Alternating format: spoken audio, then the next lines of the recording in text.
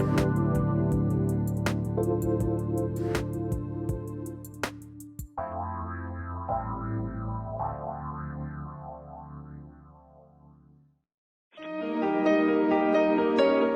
to the Dr. Pat Show. Talk radio to thrive by. Powerful, inspiring, and coming to you live, bringing you stories of people like you and me, busting through and living life full out. Get ready to dare to wonder what your life would be like if you knew you could not fail. Hi, my name is Craig Richardson, and welcome to a special edition of Mind to Heart. In this show, we take a journey from our logical, critical mind to the power center of our heart, where real transformation occurs. My guests help us understand our journeys by telling them about their paths and lessons they learned along the way.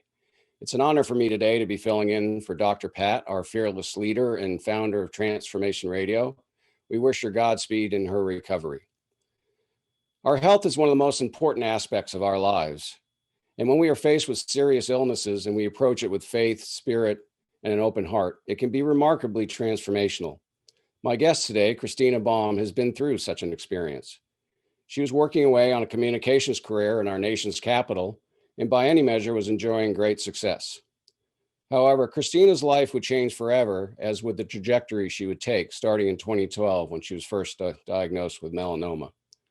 Instead of letting her illness get her down, Kristina faced her greatest challenge with vigor and courage, and in doing so lives a full and rich life today. She's also become a beacon of light and inspiration for others.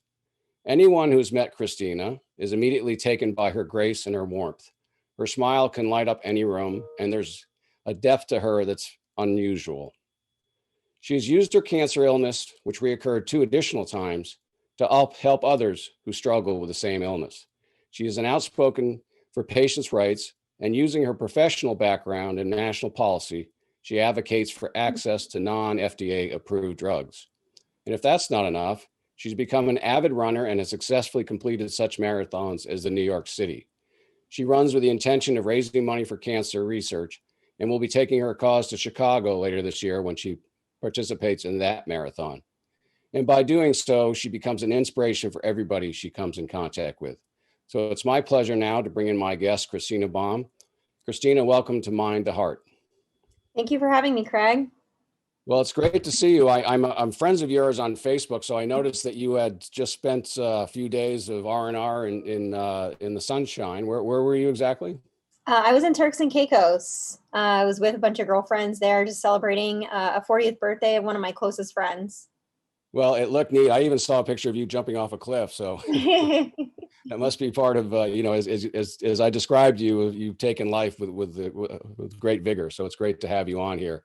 So I'd like to start as I talked to you initially about the show. My show is about journey. So I think the best place to start with you is the beginning. Can you give us a little bit of background on where you grew up, the type of family environment you had, and things like that? Sure. So I grew up. I was born in Miami, Florida, and Florida kid. So both my parents raised me there, and my mom was pretty active, put herself through school, and my dad worked in the airline industry for his entire life. So grew up there, and I just grew up near the beach and the ocean, and with lots of sun, and it was a great time. And started riding horses when I was 9. So I did that for about 15 years as well. Went to high school in Sarasota, Florida. So on the other coast, so on the Gulf side. And it was a great time. Yeah. And in Florida, it has that. I had cousins growing up. I grew up in the opposite end in the cold New England. And we used to love to go down there. They lived in Miami as well. And it just seems like that, that's such an active lifestyle. And what got you interested in traveling north to the nation's capital? So I had gone to University of South Florida for my first 2 years of college. And then I actually got a scholarship, an equestrian scholarship, to transfer to a small school in Missouri, where I went my back 2 years. So in fact, that was, I think, the first time I actually saw it actually snow was when I went to college my junior year. So And then what was important was I started interning at the Capitol between my sophomore, junior summer. So that was my very first time. I interned for Congressman Dan Miller of the Florida Congressional 13th District. Yep. And so it was a short-term internship. I was there for maybe 4 weeks, but I had an absolute blast. It was an amazing office to intern with. And as an intern, I mean, this is going to definitely date myself, but email wasn't like the best like form of communication in a lot of ways. So there was not Blackberries or anything like that. So back then, whenever people wanted to invite interns to like a lunch or a dinner or anything like that, they would send a fax. So my job was to go and collect all the faxes and divvy it up to all the policy staff in the office. And that was actually a lot of fun because half the time the policy staff didn't want to go to any of these briefings or luncheons. And so I would get to go instead. So when you're 19 years old in the nation's capital, going to a little briefing, by the Council on Foreign Relations on Iraq Reconstruction sounded like the coolest thing ever. So that's kind of how I kind of cut my teeth on how Washington worked a little bit and getting to learn. It was that same summer I was invited to it was an intern series guest speaker situation that APAC did. And so they had at the time, he was at the time White House Press Secretary Ari Fleischer, who was speaking. It was somewhere in DuPont, and it was this big ornate room. I can't remember where it was. And so I went, and basically it's just Ari Fleischer is up there answering all these rapid fire questions from all these college kids.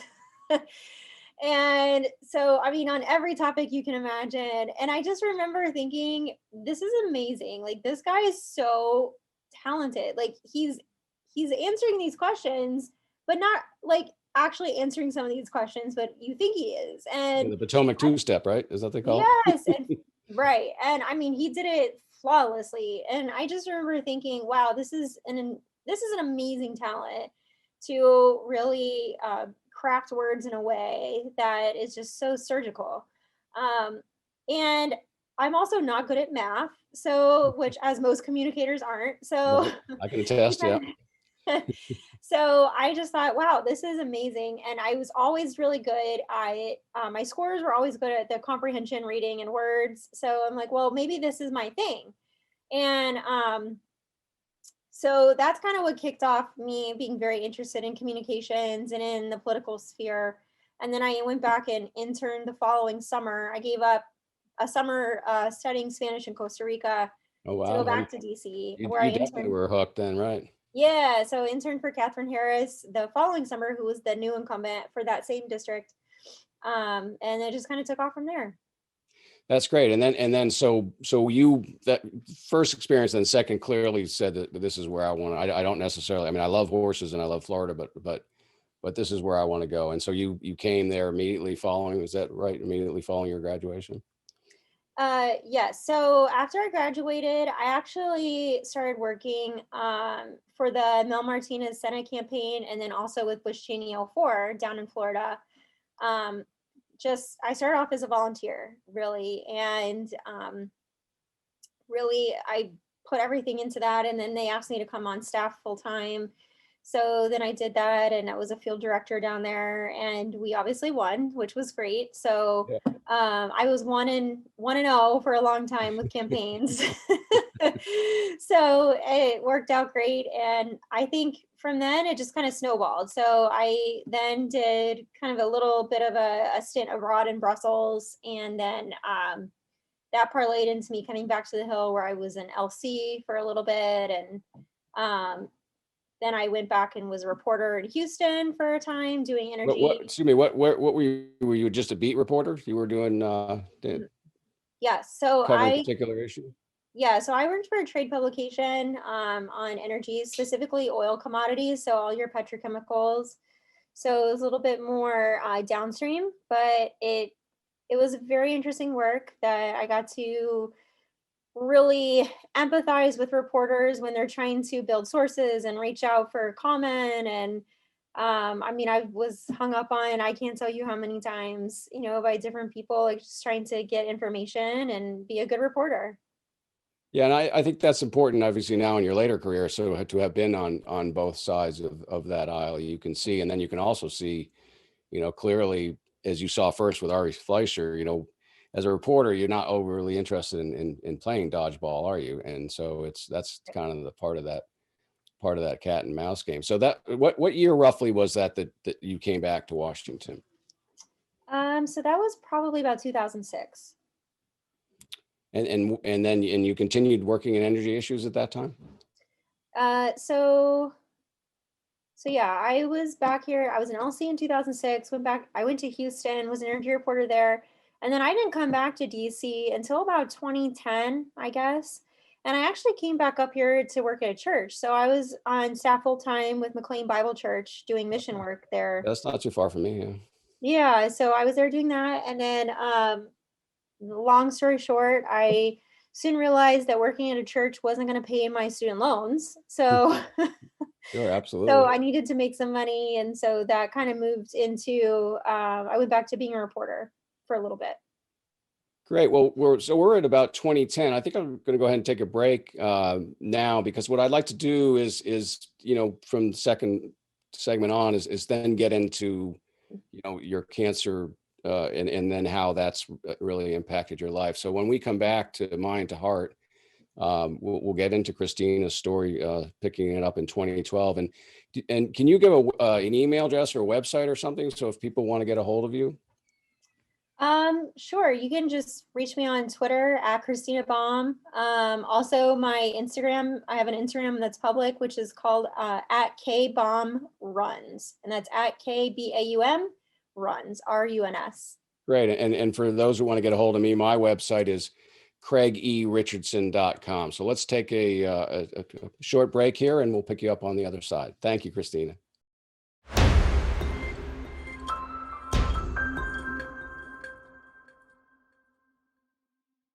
Hi, welcome back to Mind to Heart with Craig Richardson, filling in today for Dr. Pat. Kristina, can you give your Twitter handle out again for folks? Sure. It's at Kristina Baum, and that's Kristina with a K, last name Baum, B-A-U-M. So it's just at Kristina Baum, all no spaces, no characters. Okay, great. And my website again is craigericardson.com. Kristina, before the break, you had given us the exciting history of how you came to Washington as an intern and then returned, and then we were roughly in that pre-period. Can you walk us through how the cancer diagnosis happened, and how all that experience was? Because I imagine I grew up in Washington. I know what or didn't grow up, but I've been here, and I know you sort of live a happy-go-lucky life. And can you walk us through a little bit about the symptoms and how that all happened? Yeah, so it was 2012, and I had just started a new job with a public relations firm. So when I was working at the church prior to that, I didn't even have health insurance. So it was really a miracle that I had accepted this job where I could have health insurance. And so I had just kind of this spot on my arm. It was colorless. It would look, I guess, just like kind of like a bug bite or maybe like a wart, something like that. And I had gone to my primary care just because I had a cold, just kind of your average cold. And so I said, "Hey, will you take a look at this?" And so she said, she's like, "I don't like the way that looks. Like, let's make a plan to remove it." And I said, "Okay, great." Well, I'd started this new job, so I just kind of kept putting it off and putting it off. And then about 3 months later, it was about September, and things were starting to get a little chilly, in the DC area. And my friends and I, we were all going to go out dancing, just like country dancing for one time. And I have this cute sleeveless shirt that I wanted to wear, but it was kind of getting bigger. And I was just I didn't like the aesthetics. I was just like, I don't like this thing on my arm. It's getting bigger. And I almost said to myself, like, well, it's almost going to be winter. I don't want to take time off work to go deal with it. I'll just start wearing more sleeves. Thank God I didn't do that. So finally, I just made a plan on, I guess, like a Tuesday to go take care of it. And my boss was like, "Oh my gosh, are you okay? Is everything fine?" And I was just like, yeah. Like, it's just, I'll be in and out, like, no big deal. So I go there and they just did a punch biopsy. And that was last I thought of it. I couldn't care. I totally forgot about it. So for you, you didn't think it was cancerous. It was just something Absolutely not. yeah. Okay. Yeah, totally, like, just no big deal. So then about 6 days later, so I actually had worked a full day, like things were kind of crazy, and I had met a reporter from Bloomberg actually for lunch, and I don't know why that just had stood out to me because I was just so busy. I mean, you know how it is. And so then about 4:45, I got a call, and it was my primary care doctor. And I just remember thinking, like, well, my doctor never calls me, so this is really strange. And I was like, why is she calling me? And then I thought, oh, like, oh yeah, I had that test done. And then I started to get a little nervous. And then she said, well, it's melanoma. Well, I didn't even know what melanoma was at the time. And she just starts talking, and then it just starts to feel like when you're in that phone conversation, it just sounds like Charlie Brown teacher, where Yeah. you're just kind of picking out certain words. And I feel like most cancer patients will say very similar. So I remember she dropped the word surgeon, and then she drops the word oncologist, and it's all kind of fast. I'm trying to write things down, and I don't know what any of this means, and like different numbers. And so she's giving me a referral to a different clinic, and it just all sounded really serious. And I'm just like, oh my gosh, like I knew like stages. I was like, well, what stage is this? And she says, we don't know. And I was like, well, what are you saying exactly? She's like, Kristina, you have cancer. And I was just remember like that hit me between the eyes, and I was just like started crying. And I'm just like, oh my gosh, like this is that phone call that you just never expected to get. And I mean, at the time I was only 30 years old. So I was obviously shocked, didn't know what to do. So I just tried to compose myself, and I reached out to my boss. I walked down there, and he'd seen that I was crying. He invited me to come in, and I just started crying. And he was just like, take all the time you need, do whatever you need to do. He's like, let's call him right now. So we called the clinic, and of course they close at 5. So I had to wait all the way until the next day to like even reach someone to schedule like, my next appointments. So it was a really tough day. And then of course, after I talked to my boss, I had to deal with calling each of my parents, and talking to them, which is a difficult conversation because they're just as confused and unsure as I was, what's in store. Had you had any of this in the family before, or was this? No. Yeah, just me. Probably being with the fair skin in the sun, probably, right? Exactly. Yeah. Yeah, and that must be hard because it's, normally they get those phone calls or check-ins and how are you doing, and I got this promotion or whatever, and just like you, it's you had to relive all that again and again. Yeah, so went through those same phone calls 3 times. So yeah. And other than sort of, I can imagine that first day or even longer, you sort of feel gut punched. But it sounds like you approached it sort of in a way that you would any kind of policy issue. What are my options? What is that how you approached it? I mean, what does this look like? What should I do? Or yeah, I mean, the way that the clinic had set it up, they put all your appointments in one day. So you meet with your surgeon, your oncologist, and your oncological dermatologist. And so you kind of go through the whole gamut, and they kind of walk you through what the recommended course of action is. So for me, they recommended immediate surgery to remove it, which is they call a wide excision surgery, and to do what they call a sentinel lymph node biopsy. So for me, it was a pretty extensive surgery because I guess my tumor was rather large. So it was a very long day.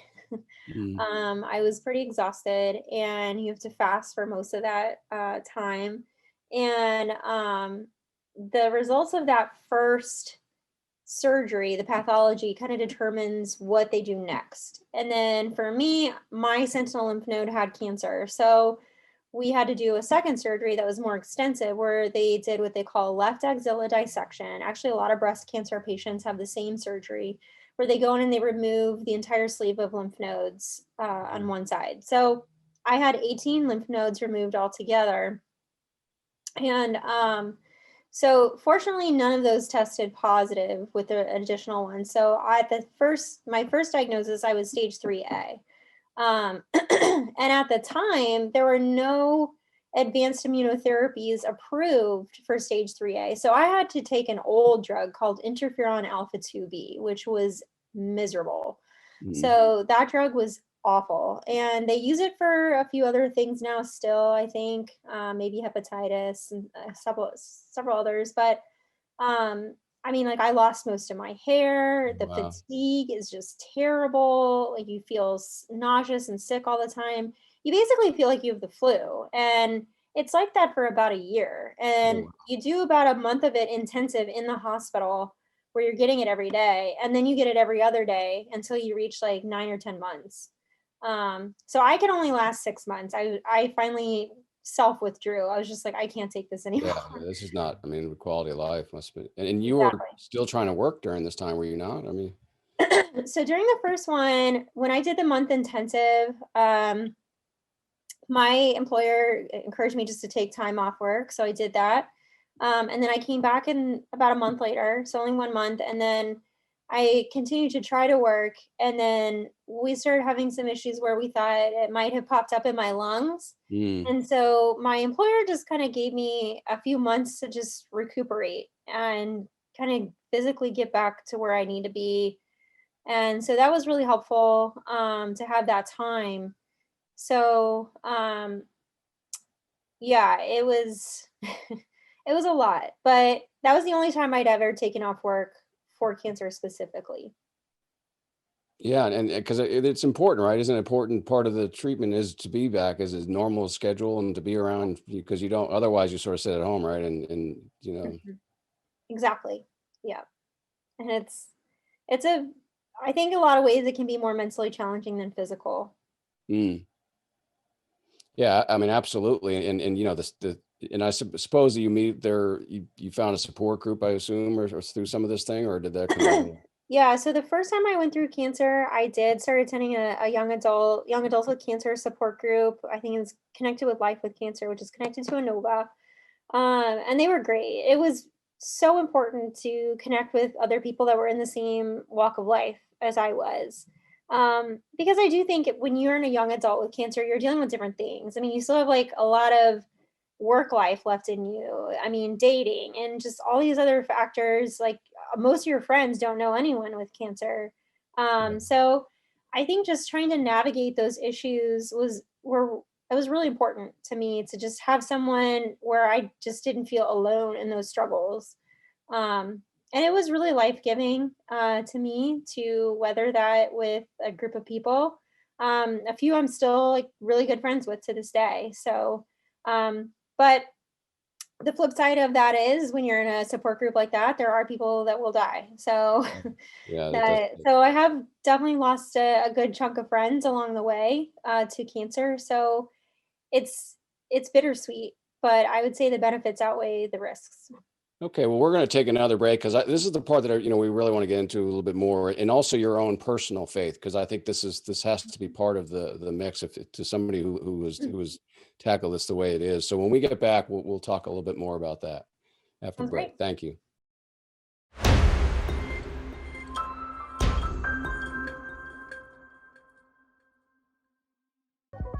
Hi, welcome back to Mind to Heart with your guest host today, Craig Richardson, filling in for Dr. Pat. And my guest is Kristina Baum, who was talking before the break about how she had been diagnosed in her early 30s with cancer and how that had sort of sent her on a trajectory. Kristina, when we went to the break, you were talking about the importance of the support group that you had around you, and and sort of pointed out that the tough part about that is that you do lose soldiers along the way, people that you're close to. I imagine another thing that was sustains you is some type of faith or spirituality. And can you talk a little bit about that as well? Yeah, I think to really talk about that, I think it's more like how my faith was weathered through all three diagnoses. Like they were all very different. In terms of faith, like my first one, I would say was I don't want to say easy, like faith wise, but it was definitely a lot easier to weather, I think, in comparison to the other two. it was just kind of straightforward. Like I felt like I was in a really great place with my faith, like when I got first diagnosed. And I remember that day, all I wanted was people to pray for me. And so I emailed pretty much just anyone I could that was in my address book. I just kind of wrote out a little update of what was going on with me, and people I hadn't even talked to in a while. I was just really desperate for prayer. And I mean, nothing like this had ever happened to me, so I didn't know what that meant. And I just wanted support and people to really like seeking the Lord for me. So and that just kind of snowballed into I just felt like this rally of support the whole first 3 months of that first diagnosis. And it was amazing. Like some people like I hadn't heard from in forever reached out and were just so kind. But then I do think that some of the pitfalls, and a lot of cancer patients talk about this, is that you get people that like kind of come in hot and they'll do like one really nice thing and then they like zip on out and you never hear from them again. And so with that, I think, I mean, I'll try to be like succinct, but because I could talk about it forever, but it really made me think of just how I loved on the mission field and nothing against short-term missions. I think short-term missions are amazing, when used correctly, and they're a great tool in furthering the gospel. But I know like in some of the short-term work that I'd done, I would like get shuttled into this like third world country and like love on these kids for a week, who didn't even have parents. And then when I'm getting ready to leave, I'm like peeling an 8-year-old off of me who's like screaming and crying. And like, it's hard to like go back, disrupt your life and find enough money to go back all the time. So, and I just kind of felt like, wow, like I've done that myself, where I've gone in and done something big and then like I zip right back out. And like, that's just not how I want to love like long term. So like, I'd say like in my first diagnosis, that was really more the tangible impact for me, is that it really helped me understand like what does compassion mean in the New Testament. Like the Greek word for compassion in the New Testament means to suffer with. And so how am I suffering with my brothers and sisters in the faith, like, or people in general? Like I really just wanted to love better and love well this side of heaven while I still have time. So now is a time where I can do that, and that's probably gonna look like some hard investment. There's gonna be like a lot of iron sharpens iron. There's gonna be challenges to investing in loving people well in the way that God calls us to love. And that's not always like zipping in and then zipping out, if that makes sense. Yeah, absolutely. And we all, and I think from the other side of that too, and I've been obviously on that side, sometimes it's from that person's perspective, they just don't know what to do anymore. And I think particularly those people, which I tend to be a little bit, if you're empathetic, it's sometimes you feel that pain so intensely of somebody else. And so you're a little bit at a loss, I think. And so I think from your perspective, you probably did have that core group of people, and some were most likely people who had cancer themselves, but there were probably other people maybe that you didn't even expect that are still with you now that you didn't expect that Oh would. yeah, for sure. I mean, having cancer, it's such a raw place to be, like you are trying to like mentally like wrap your head around this huge life-changing event. And I will say like after 3 months, like, and again, like I was a young person, so it's like a lot of young people aren't used to having friends that have cancer. So Yeah. a lot of people like don't understand, like, oh, why are you still dealing with cancer? You already had surgery, it's already removed. And it was like, it's not that simple. Yeah, it So, was real. but like some of the older people like totally get it. They're like, oh wow, this is a long haul situation. So I do think like there's like an age component to it. But I will say like, like certainly there's some people that had just weathered all of it with me. And it's just, I mean, people who've kind of seen me in those like walks of life are just so near and dear to my heart. And just understand like what I've been through and how hard it is and how raw it is. And just like, you feel so helpless and you feel so needy, and that's like needy is such an uncomfortable feeling for so Yeah. many people. So like no one wants to feel needy. So that's like, it was just kind of a tough part in that way.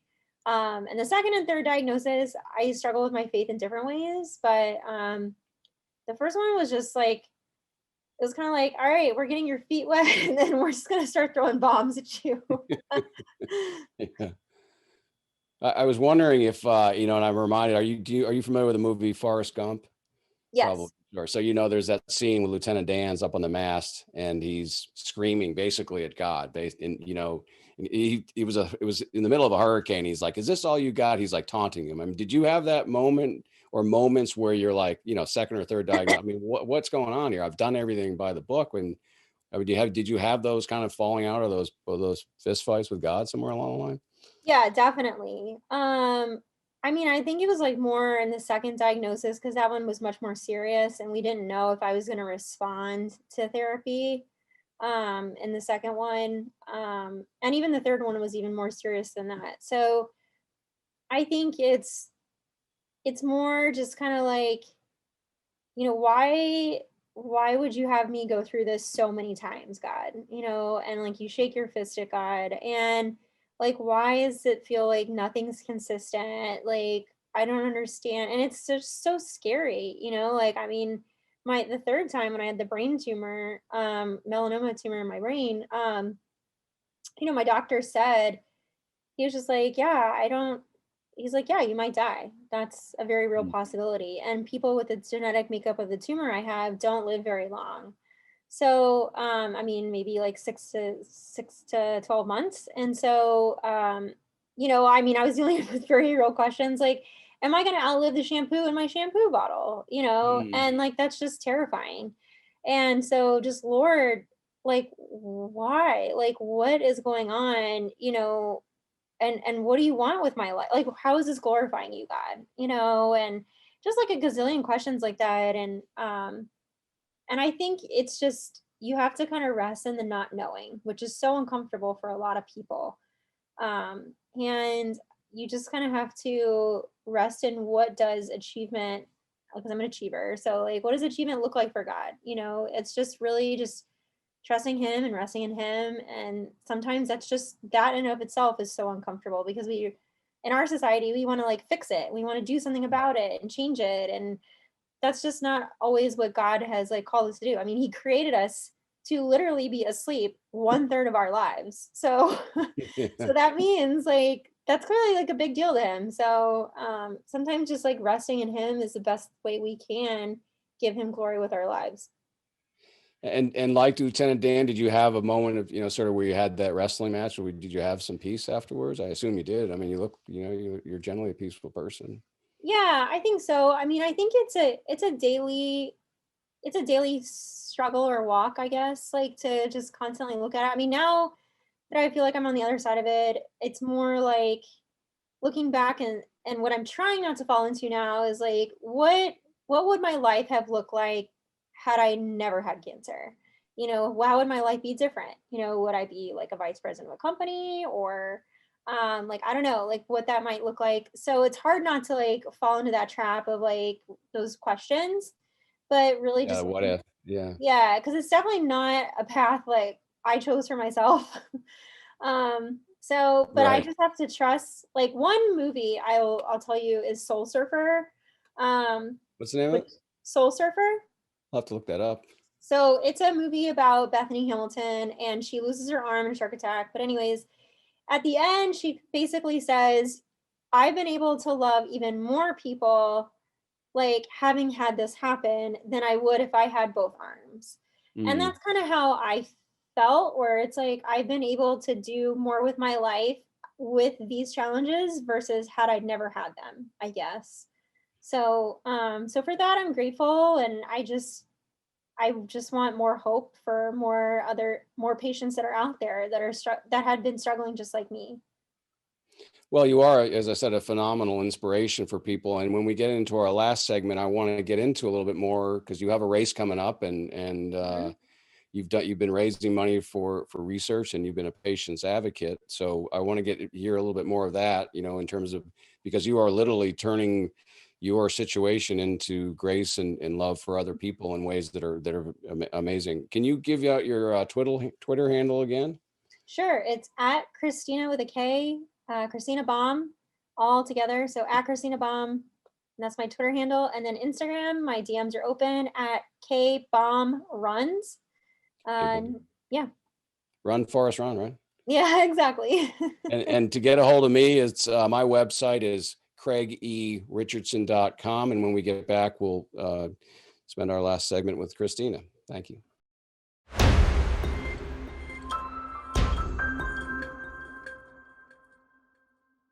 Hi, welcome back to Mind to Heart with your guest host today, Craig Richardson. I'm filling in, as you know, for Dr. Pat and her show. And I'm really delighted to have with me today Kristina Baum, who was telling us through her experiences with 3 times with cancer.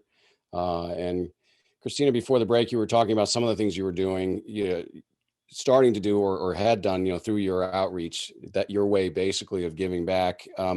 Can you talk a little about patients advocacy was one, and then all of a sudden also what you're doing with the FDA non-approved drugs?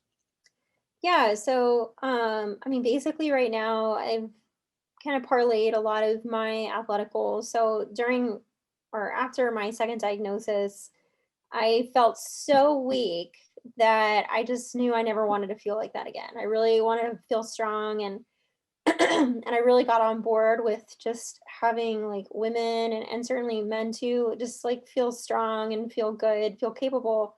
I couldn't even like lift my arms, like wash my hair over my head because the drugs had like taken so much from me. So I I just started off small, I started off with just like trying to do one little like modified push up and then like walk a mile. And then like I would start on weekends turning that into more and more and it just slowly build from there. But you just have to start with one step, right? Yeah. So, and one step can turn into 2 and 2 turns into 4 and it just grows. And so for me, I committed to doing my first triathlon, which was one of the hardest things I've ever trained for. So I'm not a competitive swimmer at all.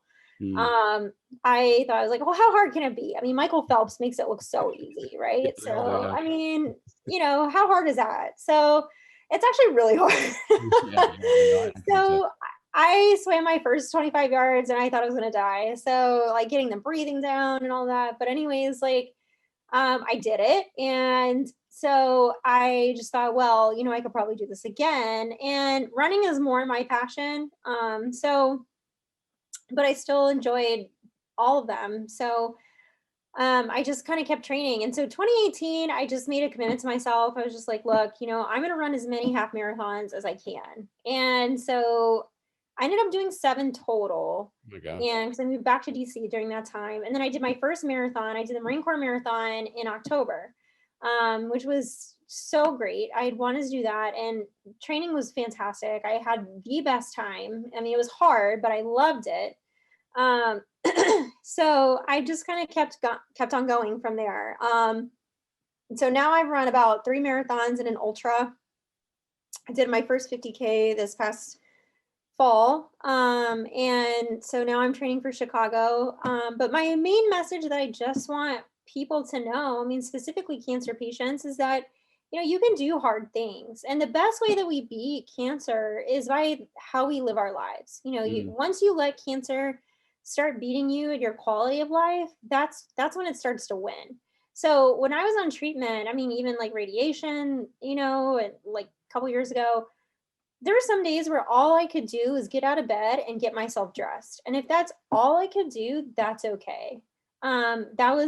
To me, that was a workout that day. Wow. And then maybe the next day we'll see what my body could give me. Maybe the next day I could get up and I can do, maybe 5 squats, air squats, no weights, just that's it. And if that's what my body will give me, then great, that's better than 0. So, and that's how I had to live my life for a long time, and it really is just listening to your body and what your body will give you, but you need to be able to like push yourself a little too. Not to the point of like complete exhaustion or pain, but I think you just have to be smart. And really just build strength where you can in terms of what your body will allow you to do. So that's how I had to manage it. And some races were easier than others. Like some days it felt like I had like a windsock behind me. Like that's how hard it was to run. My times dramatically dropped. And that's just, it was awful, but it's just something I had to deal with. It's just part of it. So I feel like I'm still trying to recover my speed a little bit still even, but I'm just thankful that I have the ability to get out there and run and to do what I love, even if it is just to stress relief. And I'm probably, never going to be like an Olympic time qualifier or anything like that. You're already a champion that you're getting out there and doing all that. And there's a lot more to it than that. I mean, and when is Chicago? When is the actual race? So Chicago is October 10th this year. October 10th. Yep. And I know if they get a hold of you, they can, if you get that Twitter out again, there's a link that you can, because you're raising money for that as part of That's correct. Yes. Yep. So I'm raising money for Jack's fund.